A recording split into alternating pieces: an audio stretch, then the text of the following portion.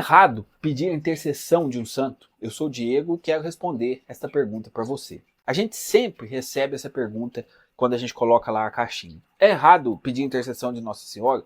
Quando eu rezo por Padre Pio, pedindo a intercessão do Padre Pio, de Santa Teresinha, eu estou pecando? Muitas pessoas trazem esse questionamento. Por quê?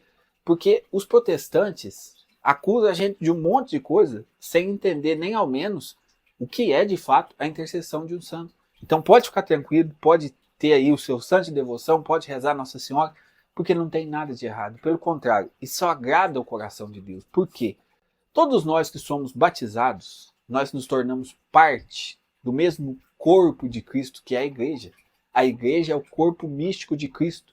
E, neste corpo místico, Cristo é a cabeça e nós somos os membros. Então, por exemplo, agrada ao coração de Deus vendo a solidariedade entre os seus membros. Quando, por exemplo, a gente intercede por uma pessoa, a gente reza por alguém, a gente está rezando pelo nosso irmão, a gente está intercedendo pelo nosso irmão. E essa é uma oração muito forte, a oração de intercessão é uma oração muito forte. Por exemplo, você pode, pela sua oração, intercedendo pelo seu irmão, você pode tirar uma pessoa do pecado.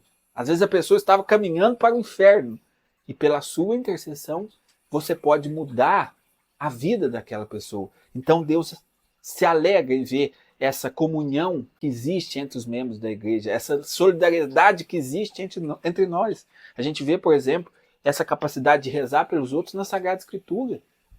A sombra de São Pedro curava. O guardanapo lá que São Paulo usava também curava. Quantos milagres a gente vê através da intercessão de uma pessoa que acontece na vida da outra. Então, isso é muito agradável. Mas isso não acaba com a morte. Por exemplo, o que é um santo? O santo é uma pessoa que viveu uma vida de virtude, que se configurou Jesus nesta terra. E que morreu e hoje está diante dele no céu. E não tem essa papagaiada que estava no colo de pai Abraão, não tem nada disso. A gente vê claramente, por exemplo, o bom ladrão. Jesus disse, hoje mesmo estará comigo no paraíso. São Paulo desejava morrer para estar com Cristo. Então, os santos estão na presença de Cristo. E essa comunhão de vida que se dá através da oração, da intercessão, ela não se quebra. Um santo, ele pode interceder, ele pode rezar por nós, oferecer a Jesus os méritos da sua vida para nos alcançar graça. A respeito disso, tem um teólogo que eu gosto muito, Dom Estevão Bittencourt, que ele deixa aqui alguns ensinamentos a respeito da intercessão dos santos, e eu vou ler para vocês. Presta bem atenção que é muito legal. A morte não interrompe a comunhão existente entre os seres humanos, especialmente entre aqueles que pertencem ao corpo místico de Cristo. O Senhor Deus, autor dessa comunhão, faz com que os justos no céu e no purgatório conheçam as nossas preces e, em consequência, possam orar por nós. Não há comunicação direta entre alguém e o além, mas Deus a propicia providencialmente. Então, Dom Estevão está mostrando isso bem claro. Essa comunhão é criada por Deus e é Deus quem proporciona para que ela aconteça. Porque nós não comunicamos com alguém do além, mas Deus quem faz essa comunicação. É Deus quem providencialmente revela a nossa oração para o santo. E o santo vai agora ver a nossa situação, a nossa oração e vai interceder por nós. Então, é muito bonito, muito forte, e nós podemos contar com a intercessão desses nossos amigos do céu que já estão em Deus e podem sim interceder por nós. E você vê aqui também as almas do purgatório. É muito interessante essa questão das almas do purgatório, porque uma pessoa que está no purgatório, ela não pode fazer nada para salvar a sua alma, mas ela pode rezar intercedendo por nós, pode rezar intercedendo pelos seus. E isso, olha que bonita essa comunhão de oração. Por exemplo, você perdeu um ente querido, o que você deve fazer? Você deve rezar pela alma dele. E ele vai rezar por você também. Ele não reza para a alma dele, mas ele pode rezar por você. Então, é da vontade de Deus que exista essa comunhão entre os santos. É da vontade de Deus, por exemplo, que Nossa Senhora, que lá nas bodas de Caná, no Evangelho de São João, capítulo 2, ela que levou até Jesus a necessidade daquele povo, é da vontade de Deus que Nossa Senhora continue exercendo essa mesma função. Gente, o Evangelho de São João ele é cheio de peculiaridade, cheio de detalhe. E São João coloca esse evangelho ali justamente, ele inicia, olha para você ver a importância que São João dá para a intercessão de Nossa Senhora. Ele inicia o seu evangelho, a vida pública de Jesus é iniciada pela intercessão de Nossa Senhora. Isso não está ali de graça, isso está para mostrar que essa intercessão ela continua, porque Nossa Senhora foi nos dada por ele mesmo como mãe. E ainda hoje ela continua intercedendo por nós, oferecendo, por exemplo, as nossas dificuldades, as nossas tristezas, os problemas e dificuldades que a gente enfrenta. A gente vai e leva a nossa necessidade a Maria. E Maria, como lá nas bodas de Caná, Maria vai e leva até seu filho Jesus. E quantas graças pela intercessão de Maria já foram alcançadas. Por exemplo, como que você vai questionar a intercessão de Maria? Quantas pessoas já se converteram, largaram vícios, pecados, através da intercessão de Maria? Maria, ela não guarda nada para si, mas ela leva até Jesus. O santo não quer nada para si. O santo é apenas uma ponte que leva até Jesus.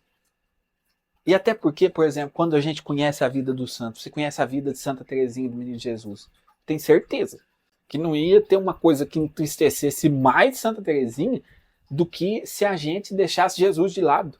Jesus foi tudo para ela na vida dos santos. Jesus foi tudo. O santo, para a pessoa ser santa, é preciso ter dito uma frase: já não sou eu quem vivo, é Cristo quem vive em mim. Então, essa pessoa, o santo, gente, a intercessão de um santo, ela não vem só para coisas materiais. A intercessão de um santo vem acima de tudo para que nós possamos aprender a amar Jesus como ele amou. Porque em vida o santo já fez de tudo para que Jesus fosse conhecido e amado, e ele continua exercendo essa missão no céu. Então tenhamos consciência disso. Um questionamento assim que se apresenta por parte dos protestantes, sempre quando a gente fala a respeito de santos, eles vão lá em 1 Timóteo, capítulo 2, versículo 5, falar que Cristo é o único mediador. Pois é, lá está escrito, Cristo é o único mediador, e é mesmo. O Cristo homem, o Cristo todo. E aonde a humanidade de Cristo hoje está atuante? É na igreja. Por isso nós podemos pedir a intercessão dos santos, porque nós somos membros da igreja e nós participamos desse grande corpo místico de Cristo, do qual ele é a cabeça. Então ele é o único mediador e os santos agem neles. Os santos são assim membros mais saudáveis que podem interceder por nós, que somos membros menos saudáveis. Existe uma comparação bonita que imagina para você ver uma série de vasos. E assim, nesse meio de vasos, alguns vasos que são cheios. Esses vasos, o que acontece? Eles transbordam a água e vão enchendo os outros vasos. É isso que acontece na comunhão dos santos. É isso que acontece quando a gente pede a intercessão de um santo. O santo é esse vaso que está cheio da graça de Deus, que está cheio das bênçãos. E ele, como transborda essas bênçãos podem chegar até nós, que às vezes somos vasos vazios. E não tem nada de errado em nós pedirmos a intercessão dos nossos santos. Eles estão diante de Deus e podem muito bem rezar e interceder por nós. Então, recorramos ao nosso santo com a consciência tranquila de que nós estamos, na verdade, fazendo algo que agrada a Deus, que é da vontade de Deus. Haja vista, para confirmar isso, as inúmeras conversões, milagres, prodígios e sinais que aconteceram através da vida do santo. Por exemplo, nenhum santo ele se faz santo com menos de 2 milagres comprovados pela ciência. Então, para a pessoa hoje ser santa, para a igreja confirmar que existiu, que a pessoa tem assim que a pessoa foi santa, a primeira coisa, ela precisa de 2 milagres comprovados cientificamente, estudado por médicos que nem sempre são católicos e que sejam comprovados cientificamente. Por quê? O milagre é como que uma assinatura de Deus. É Deus validando a santidade da pessoa. E a gente vê, através dos santos, quantos inúmeros, milhares, milhões de milagres aconteceram através da intercessão dos santos. Está aí, é a assinatura de Deus, aprovando e reconhecendo que, quando nós recorremos ao santo, pedimos a sua intercessão, nós estamos fazendo algo que é agradável a Deus. Em nome do Pai, do Filho e do Espírito Santo. Amém.